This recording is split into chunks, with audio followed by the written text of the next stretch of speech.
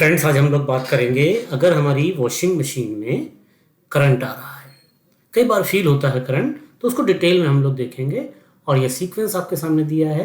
Customer feedback से लेकर repairing process तक हम लोग डिटेल में बात करने वाले हैं। अब अगर कस्टमर हमको इन्फॉर्मेशन देता है कि कुछ झंझनाहट सी उसको महसूस हो रही है, वॉशिंग मशीन पे हल्का शॉक लग रहा है, तो हम कुछ सवाल जो है वो कस्टमर से पूछेंगे ताकि हमें कुछ क्लैरिटीज हो सके।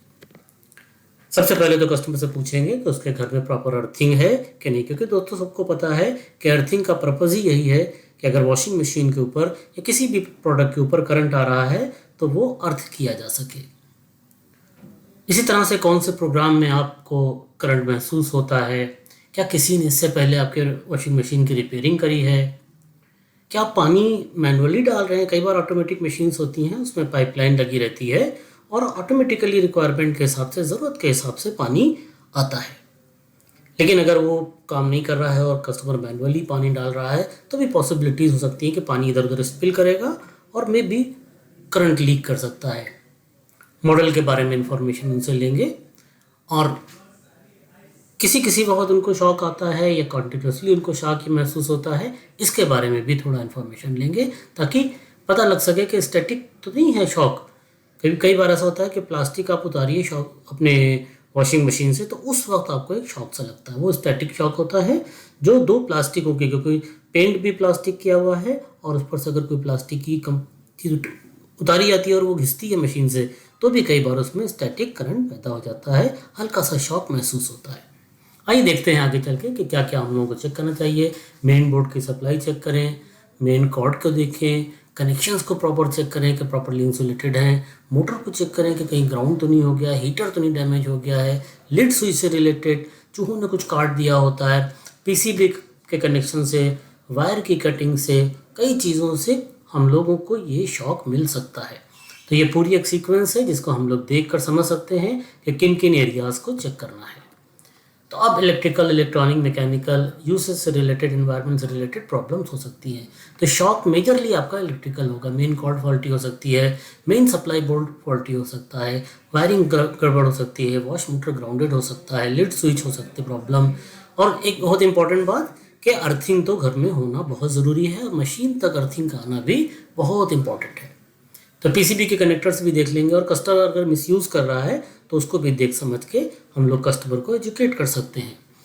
तो यहाँ पे दोस्तों आपकी आसानी से आप उसको सेलेक्ट कर सकें, प्रॉब्लम को जज कर सकें और सॉल्व कर सकें। तो ये पूरी आपके सामने एक लिस्ट है। हम main supply, main cord, loose wiring, wash motor, heater, lid switch, main PCB, customer का यूसेज, ये सारी चीज़ें जो हैं वो सिस्टमेटिक तरीके से चेक करेंगे। आपके पास प्रॉपर टूल्स होना चाहिए, प्रॉपर मीटर्स होना चाहिए ताकि आप आसानी से चीज़ों का सोल्यूशन निकाल सकें, प्रॉब्लम्स को सॉल्व कर सकें। तो सबसे पहले तो हम मेन बोर्ड देखेंगे, कोई डैमेज तो नहीं है, कोई वायर दूसरे को टच तो नहीं कर रहा है, अर्थिंग में तो सप्लाई नहीं आ रही है। एक्सटेंशन बोर्ड कभी भी वॉशिंग मशीन या किसी भी मशीन के लिए नहीं यूज़ करना चाहिए, ख़ास तौर से वॉशिंग मशीन्स में एक्सटेंशन बोर्ड का इस्तेमाल नहीं करना चाहिए। और यहाँ पे आपको इलेक्ट्रिसिटी की इन्फॉर्मेशन दी हुई है कि फेस राइट में, लेफ्ट में न्यूट्रल और ऊपर अर्थ का पॉइंट होना ही चाहिए। फेस और न्यूट्रल में जो सप्लाई है वही सप्लाई फेस और अर्थ में आना चाहिए और अर्थ और न्यूट्रल की पिन में कोई सप्लाई नहीं होना चाहिए। कॉर्ड को देखेंगे, अगर कहीं से कट गई है या चूहों ने काट दिया है, अर्थ कहीं से टच कर रहा है तो उसको ठीक करेंगे। यहाँ पे आपको तस्वीरों में दिख रहा है कि चूहों ने ये हमारी मेन कॉर्ड को काट रखा है, या कहीं दबने से या कहीं पे किसी कॉर्नर में ये अटकी हुई है, फंसी हुई है, तो उससे भी ये डैमेज हो सकती है। कई बार हम लोग जो वायरिंग देखते हैं आपस में शॉर्ट हो गई है, मॉइस्चर की वजह से शॉर्ट हो गई है, या रैट के बिटिन की वजह से, चूहों के काटने की वजह से शॉर्ट हो गई है, या कभी हम लोग स्क्रू लगाते हैं अगर बॉडी में और उसके पास से कोई वायरिंग कनेक्शन गुजर रहे हैं तो वो स्क्रू भी वायरिंग को, कई बार ये केसेस मिले हैं दोस्तों। इसी तरह से हम लोग चेक कर सकते हैं कि क्या प्रॉब्लम हुई है। एक छोटा सा वीडियो यहाँ पे देखते हैं। इसमें आपके पास एक मल्टीमीटर है, आपने कॉर्ड को अलग कर लिया है, जो आपकी मेन कॉर्ड है उसको सेपरेट कर लिया है। अब हम इन वायरिंग्स को, इन वायर्स को इन पिंस के साथ में चेक करेंगे, कंटिन्यूटी पे अपने मीटर को कर लेंगे और इसमें बीप बोलेगी जब आप मीटर को दोनों पिने टच करेंगे। अब हम सारे पॉइंट्स को मेन सप्लाई लाइन जहाँ से इंटर हो रही है वहाँ से चेक कर सकते हैं। न्यूट्रल के साथ में, फेस को फेस के साथ में, अर्थ को अर्थ के साथ में हम लोग चेक कर सकते हैं। देखिए यहाँ पे चेक कर रहे हैं, मीटर पे आप ध्यान रखेंगे, बीप बोल रहेगी और यहाँ पे क्वांटिटी दिखाई देगी। इसको हम लोग क्रॉस भी चेक कर सकते हैं कि दूसरे किसी वायर से कनेक्टिविटी नहीं आना चाहिए। तो एक एक पॉइंट हम लोग यहाँ पे चेक कर रहे हैं। आपको बहुत क्लियरली यहाँ पे कंटिन्यूटी अर्थ की अर्थ में, फेस की फेस में, न्यूट्रल की न्यूट्रल में। इसको हम लोग क्रॉस भी चेक कर सकते हैं कि ऐसा तो नहीं है कि एक दूसरे वायर में कहीं, जैसे आपने आप भी देखा था, कोई एक वायर दूसरे वायर से टच हो गया हो। तो अर्थ को हम न्यूट्रल के साथ में, अर्थ को हम फेस के साथ में, इसी तरह से दूसरे वायर्स को भी हम लोग चेक कर सकते हैं। फेस को न्यूट्रल के साथ में, फेस को अर्थ के साथ में, ये सारी चीज़ें हम लोग आसानी से चेक कर सकते हैं। तो दोस्तों इस तरह से आप मल्टीमीटर की मदद से भी क्रॉस चेक कर सकते हैं, प्लस वायर्स को चेक कर सकते हैं, उनकी कंटिन्यूटी को चेक कर सकते हैं, अर्थिंग कहीं से शॉर्ट तो नहीं हो गई है। तो लूज कनेक्शंस, कोई पानी जा रहा हो, कहीं पानी से स्पिल ओवर हो रहा हो, मॉइस्चर बहुत ज़्यादा आ रहा हो, वायर कटा हुआ हो, इनकरेक्ट किसी ने वायरिंग की हुई है, ये सारी चीज़ें, और तभी चेक करना पॉसिबल है जब आपको सही इन्फॉर्मेशन हो कि कौन सा वायर किस तरफ जाना है, कौन सा कनेक्टर कहाँ पे लगना है। तो कई बार कनेक्टर लूज होते हैं, लूज होने से स्पार्क होता है, स्पार्क होने की वजह से जल जाते हैं। तो सब चीज़ हम लोग चेक करते चलेंगे तो हमको आसानी से प्रॉब्लम मिल जाएगी। लूज कनेक्शन, इंसुलेशन ख़राब हो गया है, प्रॉब्लम कर सकते हैं। वायरिंग कहीं से ओपन हो गई है, किसी ने रिपेयर किया है, प्रॉपर उसको टेप नहीं किया है, हार्नेस कोई लूज़ है, वहाँ पे मॉइस्चर इकट्ठा हो रहा है, कनेक्शन प्रॉपर नहीं है, करेक्ट करना चाहिए कनेक्शंस को। कई जगह से वायर कट गया है, चूहों ने काट दिया है, कोई स्क्रू जो है वो उसमें टच कर गया है। तो ये सारी चीज़ें हमें चेक करना चाहिए और फिर एक बार अर्थिंग प्रॉपर होना चाहिए। वॉश मोटर को भी हम लोग ग्राउंड चेक कर सकते हैं। पिंस के साथ में हम बॉडी पे देखेंगे जहाँ पे पेंट ना लगा हो। अगर हमारी बीप आ रही है मीटर में, अगर कॉन्टिन्यूटी शो कर रहा है हमारा कॉन्टिन्यूटी टेस्टर, दैट मीन्स कि हमारे मोटर की, मेन जो वॉशिंग का मोटर है उसकी वाइंडिंग ग्राउंड कर चुकी है। इसी तरह से रोडेंट्स का भी, कटिंग का भी वायर का हम लोग देखेंगे कि मोटर के कनेक्शंस या मोटर के वायर को किसी चूहे ने काट तो नहीं दिया है। तो इसको भी हम लोग आसानी से मीटर की मदद से चेक कर सकते हैं।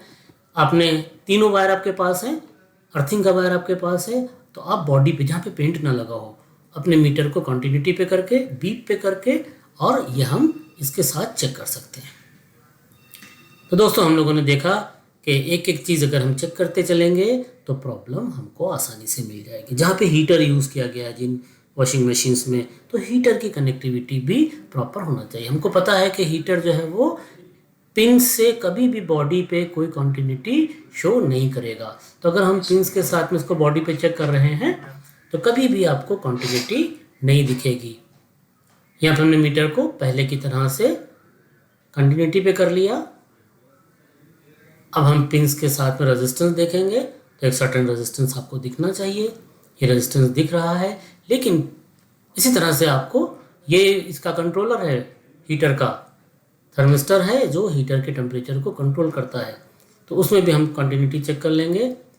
अब हमने इसको बीप पे लगा दिया, मतलब कंटिन्यूटी पे लगा दिया, और हम इन पिंस के साथ में और इसके ग्राउंड को, बॉडी को चेक करेंगे कि कहीं पे ये कंटिन्यूटी तो शो नहीं कर रहा है।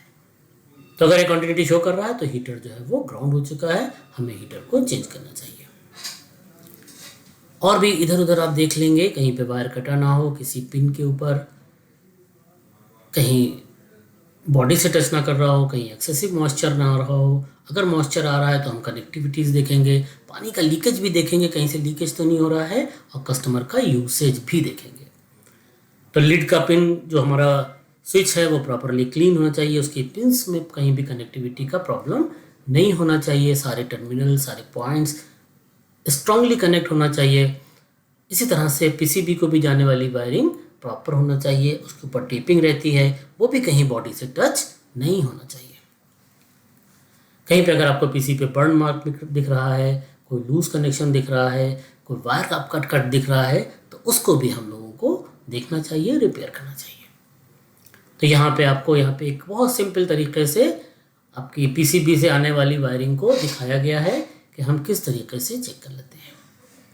तो जो भी इसके जॉइंट्स हैं, कनेक्टर्स हैं, ये आपके कहीं भी बॉडी से टच होना नहीं चाहिए, कट नहीं होना चाहिए, मॉइस्चराइज नहीं होना चाहिए।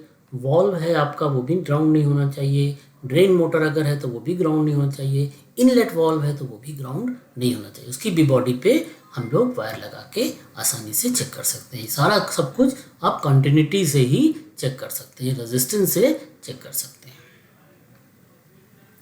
तो कस्टमर को एजुकेट करेंगे। कभी भी वॉशिंग मशीन में अगर पानी डाल रहे हैं सफाई के लिए, उसको क्लीन करने के लिए, तो वो पानी मॉइस्चर बनकर वायरिंग में जा सकता है, नुकसान कर सकता है। तो कभी भी ऐसे डोंगे से वॉशिंग मशीन को वॉश नहीं करना चाहिए। बहुत डंप जगह पे वॉशिंग मशीन को नहीं रखना चाहिए। थॉरली मशीन को प्रॉपर क्लीन करना चाहिए। कभी भी कोई उसको नेक वायर दिख रहा है, कटा हुआ वायर दिख रहा है, तो फ़ौरन कस्टमर को इन्फॉर्मेशन कंपनी को देना चाहिए, कॉल बुक करना चाहिए। अगर किसी चूहे ने तार काट दिया या उनको कुछ कटिंग्स दिख रही है नीचे पड़ी हुई, उन कंडीशंस में भी कंपनी को इन्फॉर्म करना चाहिए और मशीन का प्लग निकाल के उसको इस्तेमाल नहीं करना चाहिए। तो कस्टमर को एजुकेट करेंगे कि ऐसी जगह जहाँ पे बहुत ज़्यादा मॉइस्चर है, बहुत ज़्यादा पानी का स्प्लैशिंग होती है, वहाँ पे वॉशिंग मशीन को ना रखें, क्योंकि मॉइस्चर इधर उधर उछलेगा, वॉशिंग मशीन के मोटर में चला जाएगा, तो फिर वहाँ पे आपको करंट की प्रॉब्लम आ सकती है।